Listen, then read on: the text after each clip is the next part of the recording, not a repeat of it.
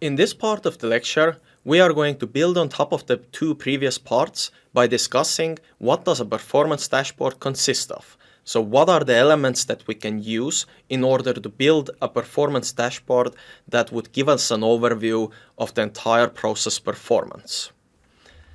So in general, a dashboard is a collection of widgets, where each widget displays at least one performance measure. For example, the average case duration.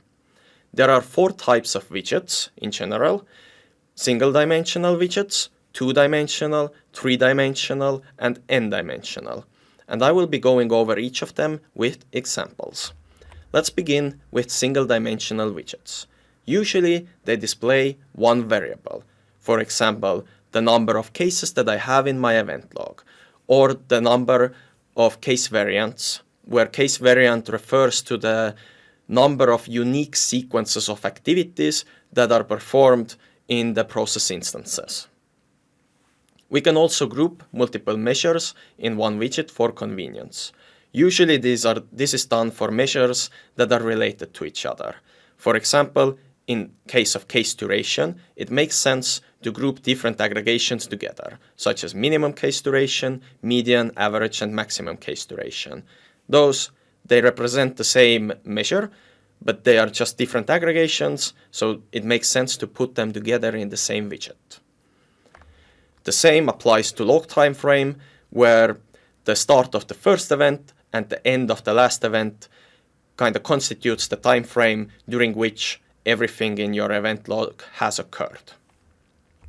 Then we come to the 2-dimensional widgets, which are a bit more interesting and a bit more complicated. And in general, as the name suggests, a 2-dimensional widget displays 2 variables.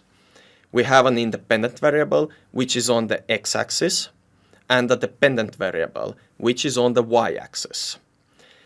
The independent variable is the variable with respect to which we want to analyze.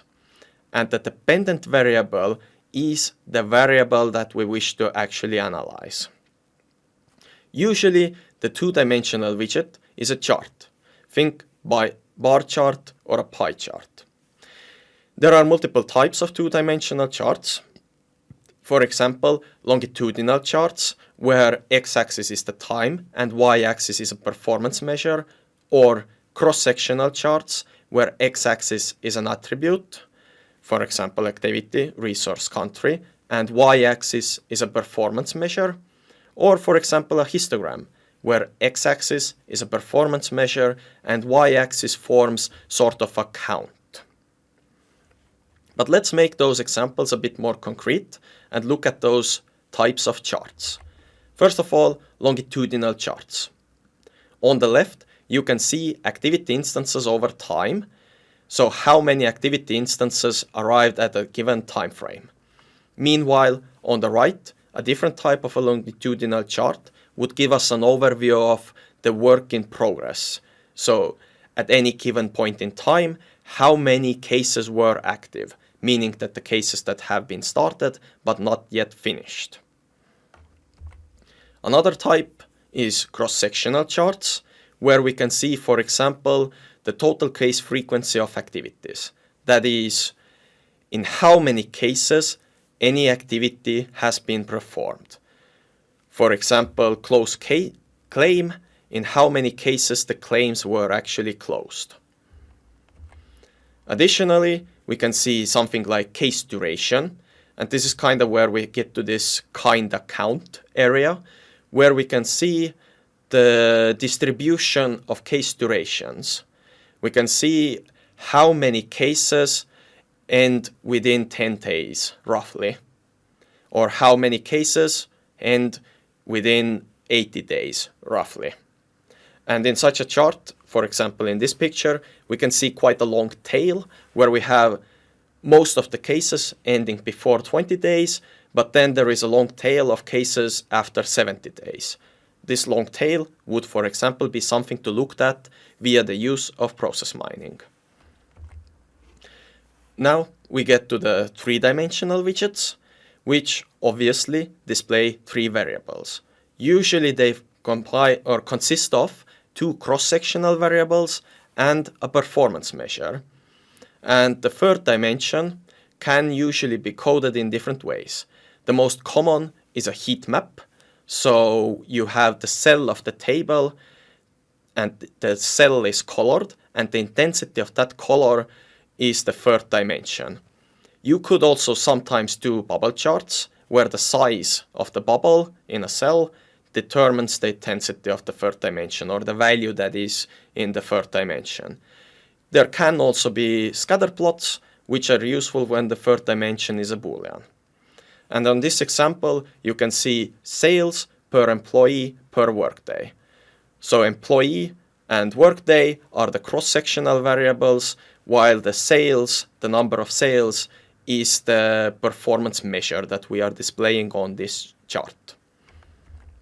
And finally, n-dimensional widgets, they usually come in the form of tables.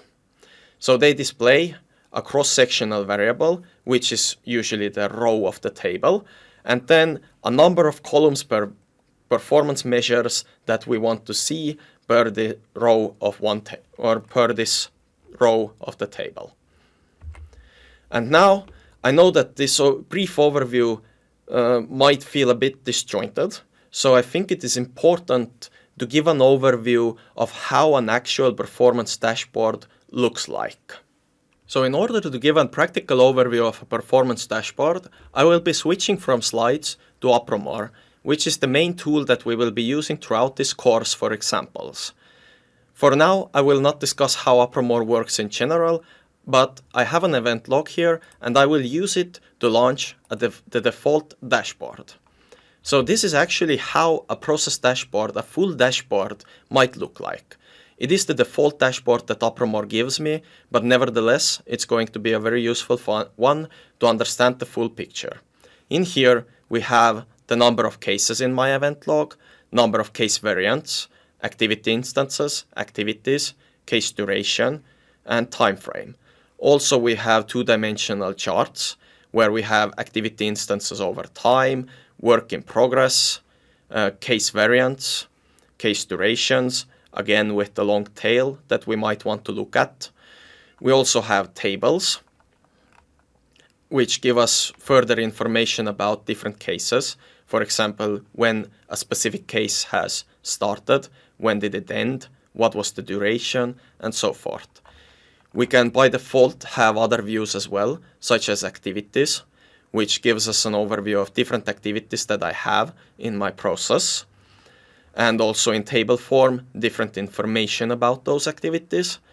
And finally, also a very important one is the resource perspective, which gives us an overview of how many resources there are in my process, what is the average resource frequency with the standard deviation, total case frequency, like how many cases a specific resource is involved in, or how many activities is a specific resource involved in. So those performance measurements you can get from a dashboard. Average case durations for per resources, and so forth. And there is actually a lot that you can do with those performance dashboards.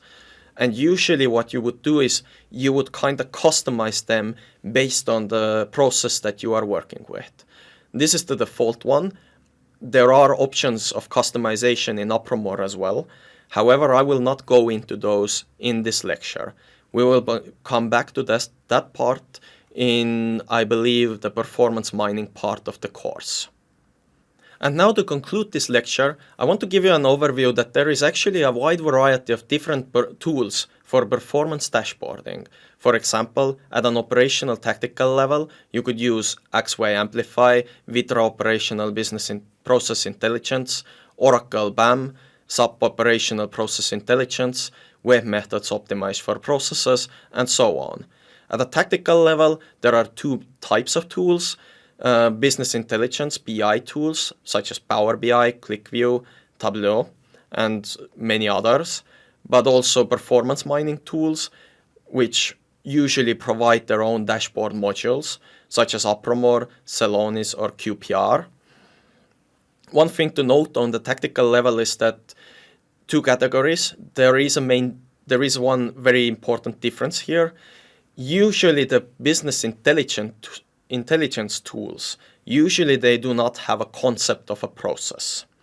So if you want to do a cycle time in business intelligence tools, then this has to be programmed in manually.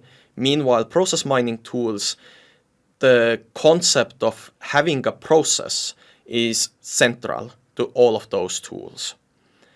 And then at the final level, you of course have the strategic level where you can utilize various balanced scorecard tools such as BSC Designer Online, QuickScore, CSense, and so on.